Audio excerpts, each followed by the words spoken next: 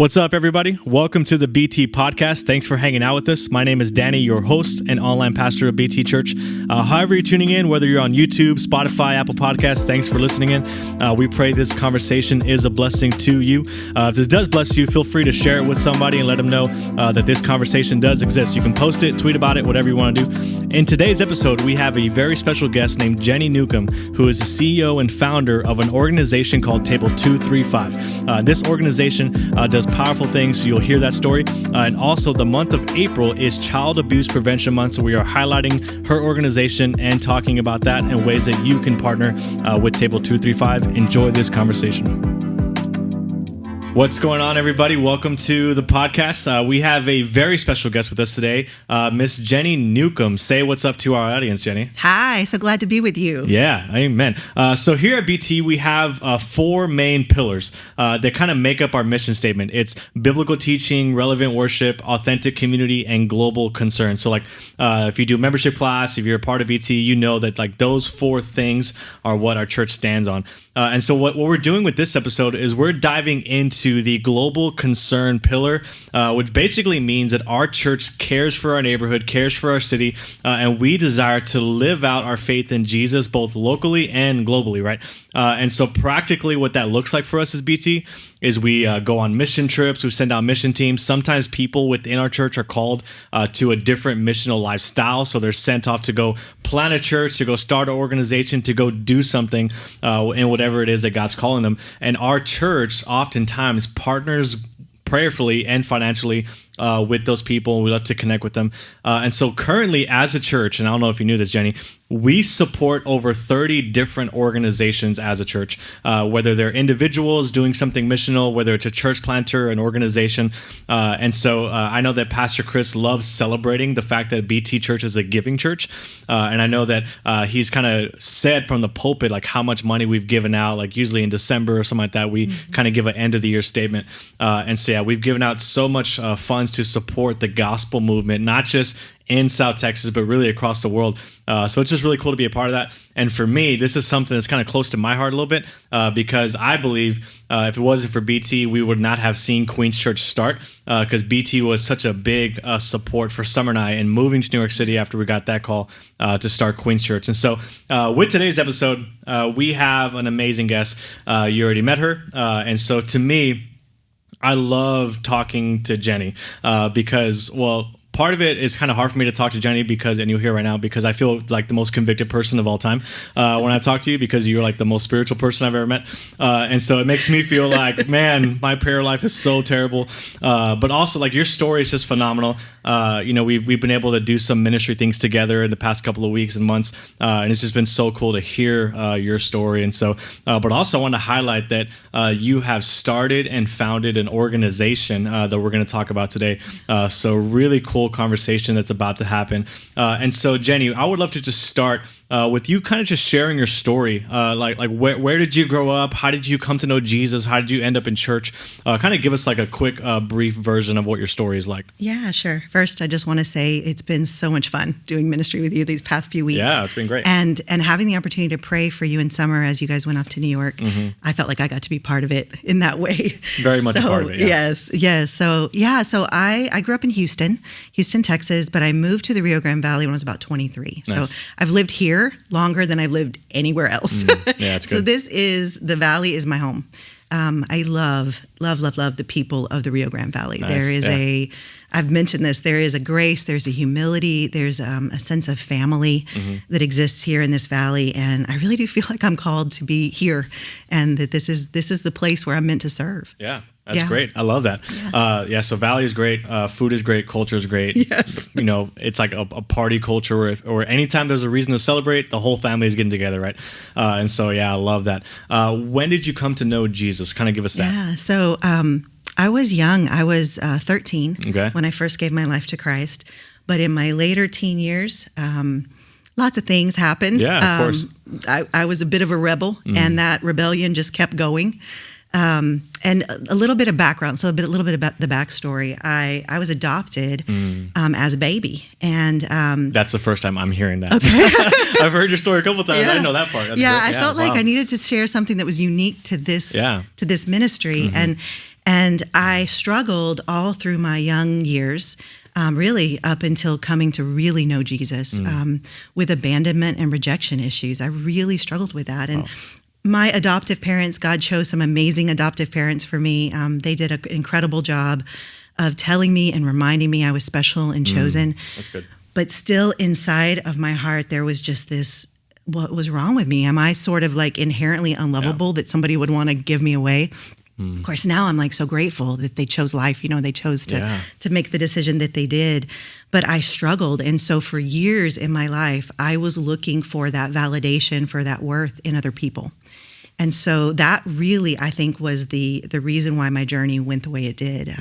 When people didn't love me back the way I needed to be loved, and relationships weren't fulfilling and satisfying, I just kept looking for the next one. And that took me on a crazy journey of alternative choices that I've shared with you before. And then what is typical with the enemy is as soon as that temptation comes and we fall, like he's just pouring on the shame. And so by the time I was in my late 30s, I was fully addicted to alcohol. I was living very unsatisfied through a series of relationships. And yeah, it was kind of at one of the lowest points where my niece, who was attending Cornerstone Church at the time, started inviting me to go. And I noticed a change in her. Wow. And so I went, and like for the first 3 months, I was crying in the front row. God was just, like almost like water was kind of washing off the shame. Yeah. And it Powerful was, image. this whole thing really is about his love. And I just didn't know that what I was looking for in other people was really meant for him.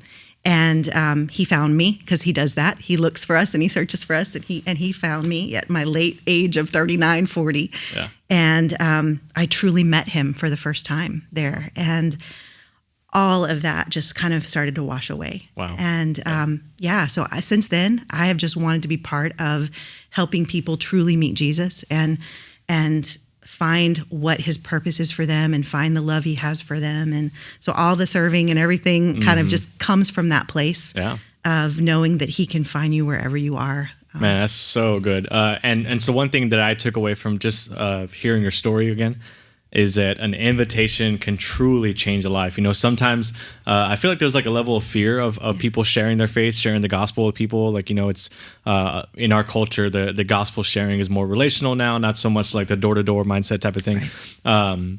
And so to me, like, I think one of the biggest ways to overcome fear in sharing the gospel, because there's like the fear of the unknown, fear of rejection, fear of like, I don't know enough about the Bible, they're going to ask me the hard questions, which is like, that's so true. Like if you're listening and you're like, I don't share my faith because I don't know the Bible enough, none of us do, right? Like it's just, there's so much content on there.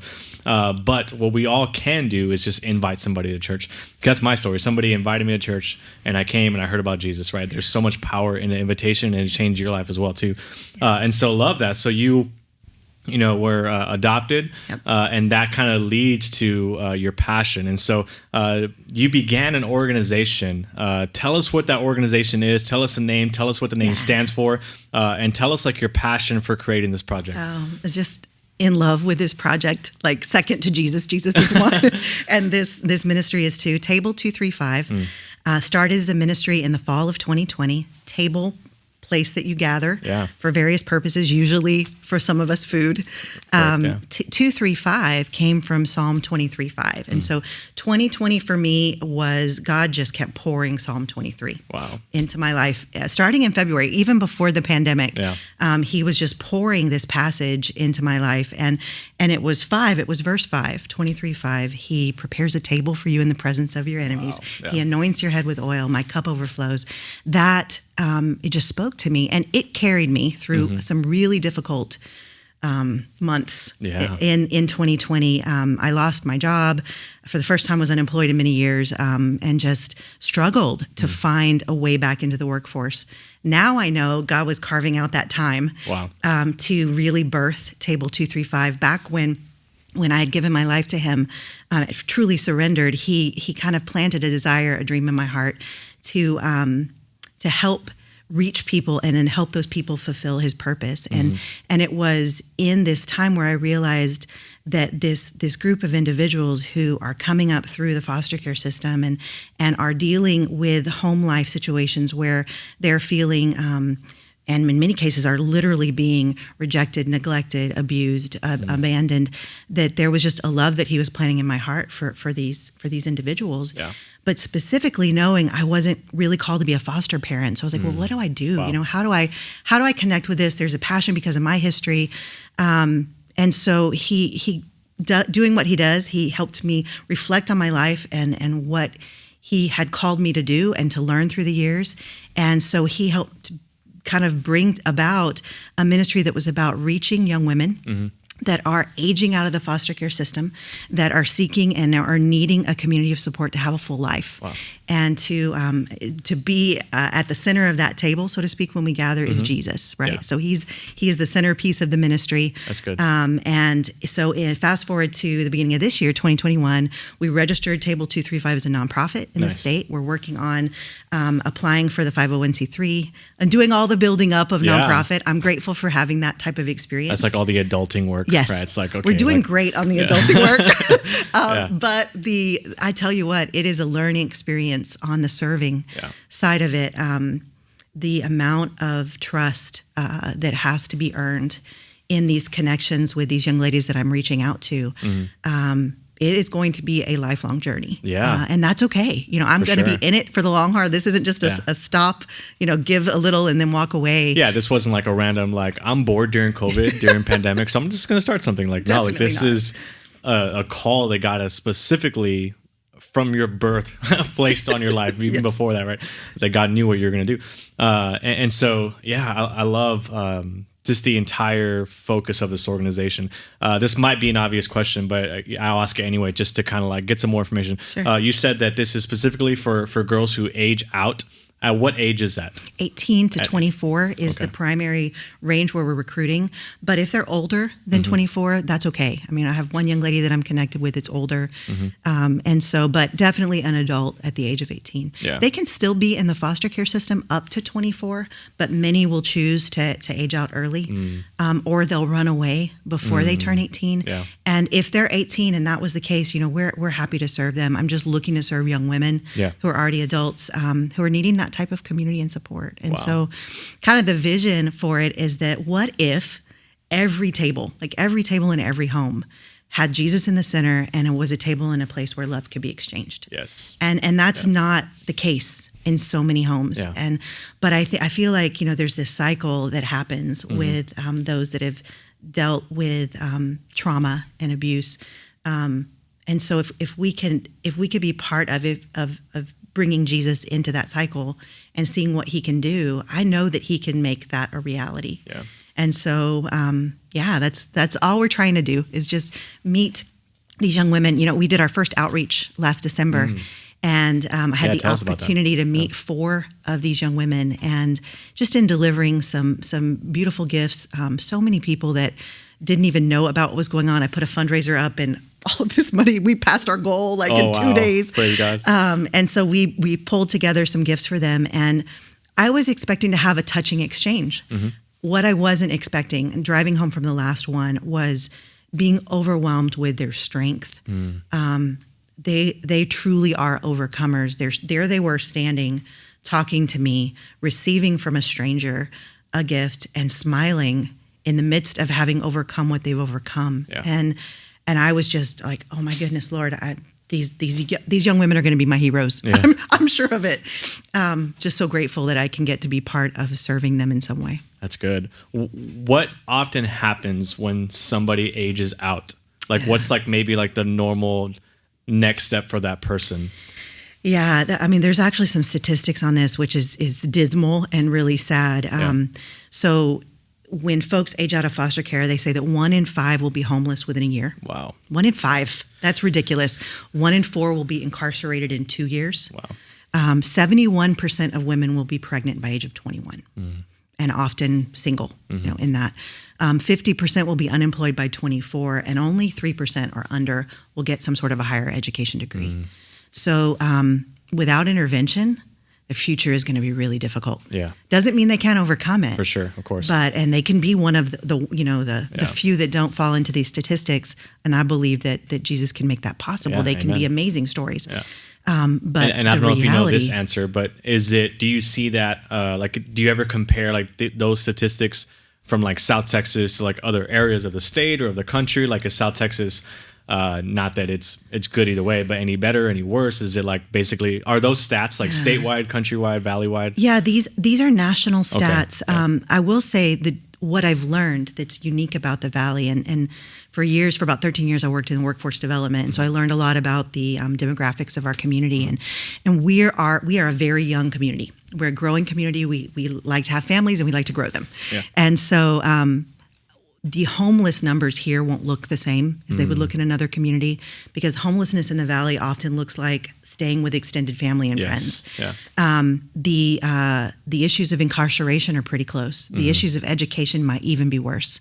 When you look at our statistics in terms of those that have attained a high school diploma or GED, a lot of times you have folks that we're going to see is not going to be the post-secondary education that they don't earn. They may not even get the high school diploma or GED. Yeah. And so, I think partnering with others to help minimize that. I'm grateful for that background to help with that. Yeah. So I know like a little bit about maybe what you experienced. You said you started in the fall of 2020, which that kind of sounds like a long time ago, but that was like, like last night, months. basically.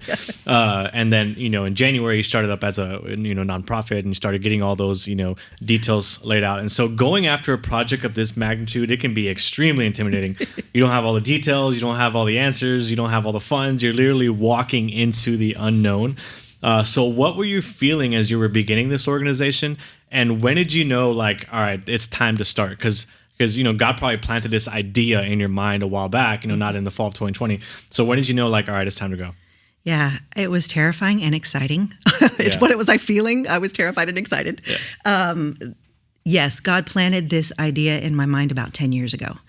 And I'm the type of person that when I'm doing work, I dive in 100%, right? I give it all my heart. And so it really wasn't until I had this real chunk of time to reflect and pray that I knew it was time to really revive those dreams and bring them out. And I also knew back then that when I started whatever that ministry was going to be called, and I didn't know what it would look like, but whatever it looked like, I wouldn't be doing it alone. And God began surrounding me with people that I was talking to, and this vision was just gelling. So I knew, okay, I hear you. Right. It's time. Yeah. We got to do this. So that's how I knew. Yeah, that's what's crazy. It's like when you're called to something, like the way that call can be affirmed is by other believers of Jesus saying, yeah, I see that in you. Yeah, of course. Yeah. Like they're just all affirming it alongside with you. And that's what we felt when we were called to New York, is like, one, we're fully anticipating, both of our parents to say, like, what are you all doing? Don't do that. And both of them were like, yeah, like, why aren't you there already? Type of thing. And then we just, felt, God's presence through God's people affirming that call for us. That's right. And so I love that. And so I know that, part of starting up an organization like this, doing a startup where you start with $0 basically. And so you don't really have that backing. You're trying to share this passion with people to get them to buy into what you're doing. Did you have any previous experience or history in attempting a startup like this? I know in our kind of previous or in our pregame like talking, you said there's a story that that happened to you when you were younger that you wanted to share. Yeah, I think so. There's a couple of things I think in terms of previous experience. Yeah, I've started some for-profit ventures. I've done consulting for about 7 years. I have a consulting company. When I was really young, I started a daycare center and ran that for a while.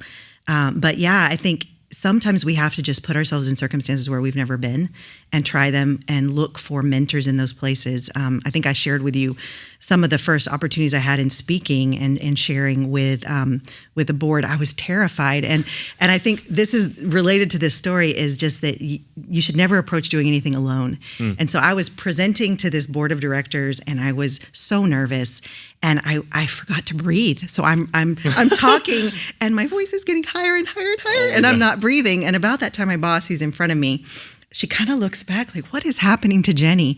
And she looks at me and she realizes something's going on. Let me interject. And so she interjected. She took the spotlight off of me for a second.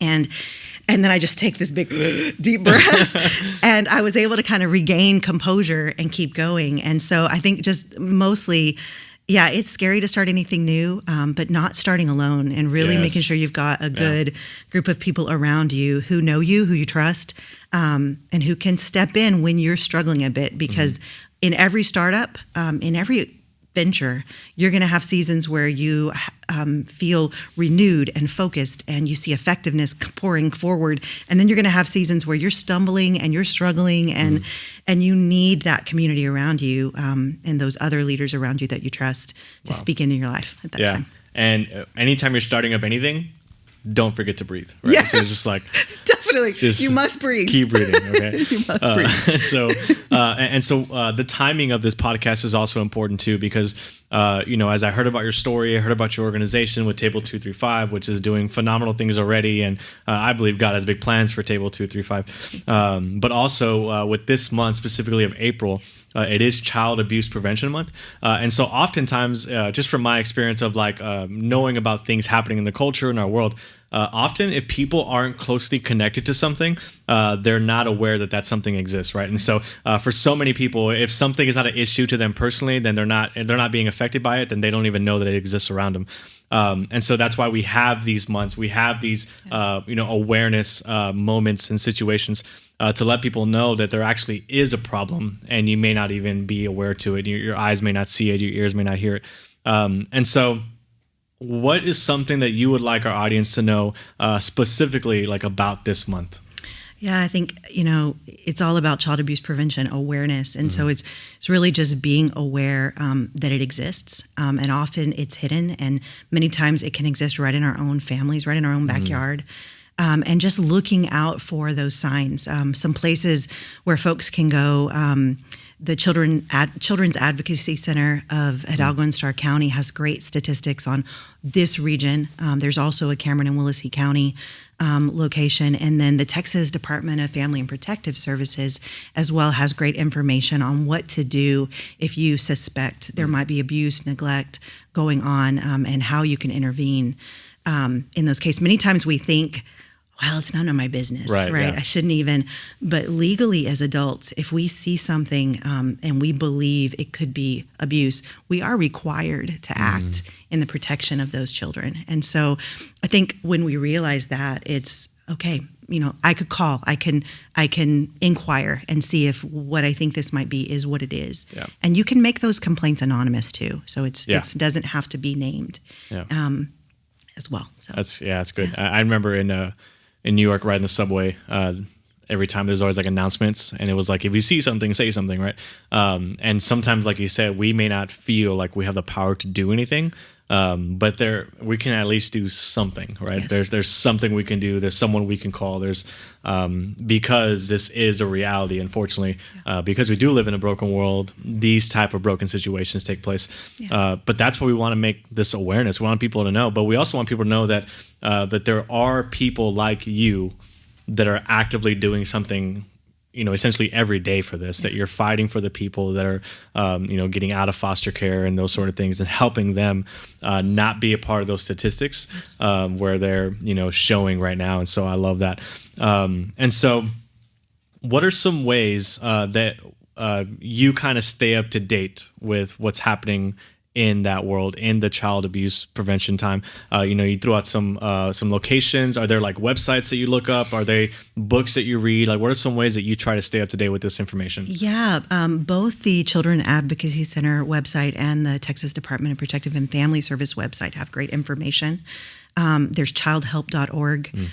There are other locations too. One of the ways that I stay connected to what's happening here, there's a group out of Harlingen called Blue Sunday. And if you go to bluesunday.org, they convene faith-based organizations all throughout the region who are aimed at this same cause, right? Who are getting at, in some way, child abuse prevention. And so I was able to get connected with them last fall. Nice. And I've met so many amazing organizational leaders and individuals who are giving of their time, who gather together to pray for these children, for those that are rescuing them.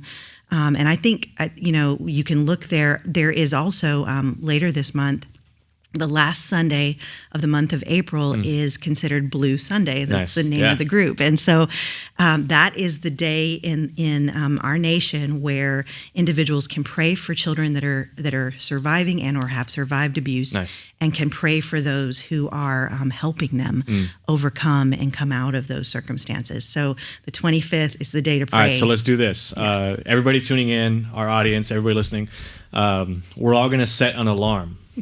Let's do 7 a.m. Some of y'all won't be awake yet, but wake up early for this. 7 a.m. Blue Sunday, April 25th. Let's pause and pray. Yes. Right. So let's, if you're listening, do that.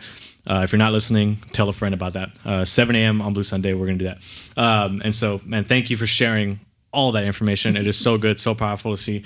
Motivates me to not be lazy. And I love what you're doing. Because what I just heard from your story is that, everybody in the world was affected by the pandemic in one way or another. Either you stayed home, for some, unfortunately, lost their job. And what people did with that time is so important moving forward. And some people, maybe their experience of that was just caving up and not surrounding themselves with people because of the loss that they experienced. And what I love is that you understood that God was maybe calling you to something different. And for a really sucky situation that happened to everybody but happened to us personally, is that you saw that and you took it, you ran with it, and you said, maybe God, you're showing me something different. Because whenever we change our perspective on something and we view things through the lens of God, man, it just changes our direction completely. And I love that you did that you took time to pause, pray, God, what do you want me to do? This is my life right now, but I'm ready to do something else. Yeah, make no mistake, I caved up for a little bit. Yeah, for sure. Yeah, we all did, right? And then God got literally, my attention. physically, spiritually, everything, right? And so I love that you allow God to grab your attention and hold there. So back in the older days of church, there was a group of people known as prayer warriors, right? You know that phrase. Maybe if you're listening and you're like, you didn't grow up in church, or you weren't a part of church 23 years ago, you don't know what that phrase means. Basically, what that means is that prayer warriors are like these group of people who just love praying, and they love praying for people. Specifically, they love prayer requests and all that stuff. Jenny, to me, you're not a prayer warrior. You're like a prayer titan. Like that's the phrase I can think of. Like, what's above a warrior? Maybe like a titan or something. I don't know. Because as I interact with you, your first response is always, man, let's pray. And I love that about you. Summer, my wife, is the exact same way, to where a situation comes up and she's like, hey, let's just like stop and pray. And I'm like, I don't want to stop and pray. I want to figure out how to overcome the situation, right? And so, a couple of weeks ago, we got to go to Corpus Christi for Corpus Easter watch party. And we met a guy there named Steven. And Steven was kind of sharing with us like what he does in ministry and those sort of things with college students. And my mind was like, bro, like, let me help you do this and start this. And like, kind of like all like, let's go get these tasks done. And I remember you said, hey, can I just like pray for you really quick? And I was just like, why is that like, why don't I think that way? It's so good.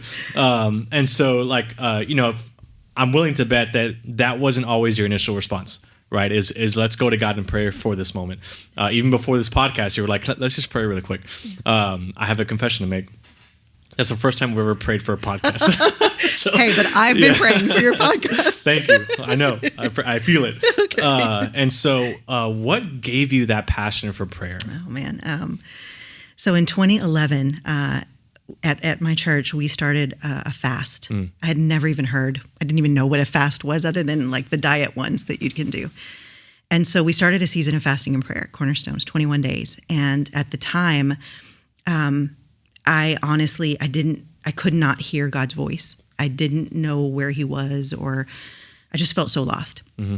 And I was drinking a ton back then. And so I was like, okay, I'm going to fast. I'm going to do this. I'm going to do this with, some people asked me to join them. So I'm going to do this 21-day thing. We did the Daniel fast for 21 days. And I made it 21 days without alcohol. That was like unheard of. Of course, I had many breakdowns during that period. It wasn't easy 21 days, yeah, but I had an incredible support system of other individuals that were with me and praying, and there when I called, panicked and not knowing what to do. And later that year, just a few weeks later, God called me into my own individual fast. And so I did a Daniel fast for 40 days. It was modified. We did a simple devotional called 40 Days with Jesus, just a simple little thing. And God used that time to truly help me know who he is and really understand who I was in him. And So ever since then, and I credit my church, we had started a Monday night prayer. Our pastor was teaching about prayer. I didn't really understand what it was. And so these things coming together at the same time, it gave me an understanding of what it was like to have an intimate relationship with Jesus. Yeah. And so now that I have that, that's got to be what else do you need, right? Yeah, amen. Intimate relationship with the God of the universe who created all things. Yeah. So clearly, that has to be the first and foremost thing. And that is honestly, that's what sustains me. I would be nothing. I would be lost, spinning my own wheels, not doing anything that has lasting value without his intervention. And without knowing him. So I desperately need him on the daily. Yeah, amen. So that's why I go there first. That's so good. Oh, I love that. Man, thank you so much for sharing your story. Kind of last thing, give us some ways that anybody tuning in, anybody watching, can partner with what you're doing with Table 235. Obviously, with prayer, is there any ways that we can financially support? Like, what are some practical ways that we can partner with you guys? Yeah. So we've done a few fundraisers through Facebook. Okay. We're preparing to do another. By the time I think this airs, we'll have a Facebook page up. Awesome. Yeah. And so there'll be a way to connect there and give financially in any amount. We had donations last time from $5 to $500. Yeah. Every little bit helps in some way. Yeah. We also have folks that are donating their time and their talent. Mm-hmm. We have a friend of mine, my family member almost, who is creating some products. She's actually designing them and creating them. We've had people. We have an attorney who donated her services to help us become a nonprofit. So, if you have something unique that you want to give towards this, then just reaching me. Yeah. Folks can find me at jenny.newcomb@bt.church. I have an email through here. Or they can look me up on Facebook or Instagram and find me there, either Jenny Newcomb or Table 235. Perfect. And they can connect in that way. There's also, and to share a little bit of the spotlight, so there's so many people involved in this. One of the young ladies that I connected with here at BT early on is Ashley Wykofen. I don't know if you know Ashley, but she launched Project Levi, which is an organization that is about building up more foster families. And so I chatted with her last night and told her I was coming on and told her I'd give her a little shout out. So if people want to know more about fostering and intervening with children in foster care, she'd be a great contact, and she's my partner. Levi. Project Levi. Awesome. Perfect. Well, Jenny, thank you so much for your time. Thank you for sharing your passion, sharing your story. I know I was motivated. My prayer is that anybody that tunes in is motivated as well, and to really pursue the things that God's calling for their life. And if anybody is motivated and you really feel God calling you to help partner with Table 235, let us know. We'll make it happen. So thank you guys for tuning in. One more thing, Danny, Sure. just to say, and I talked about who could give, who could donate. If a listener is an overcomer of abuse or an overcomer of trauma, I really want them to know that they can contact me, and don't worry so much about the age situation. If you're younger than 18, I'll help connect you to another organization. Mm-hmm. If you're over 18 and way over 18, that's all right. Reach out through those same means. Just as much opportunity as we can have to interact and to come alongside each other to bring them to the table. So that's all we want to do. Love it. Thank you so much. Thank you for adding that, because it's so important. Yeah. Jenny, appreciate you. God has big plans for Table 235, and we are believing that. Yes. Thank you so much for joining our podcast. So grateful. Thank you.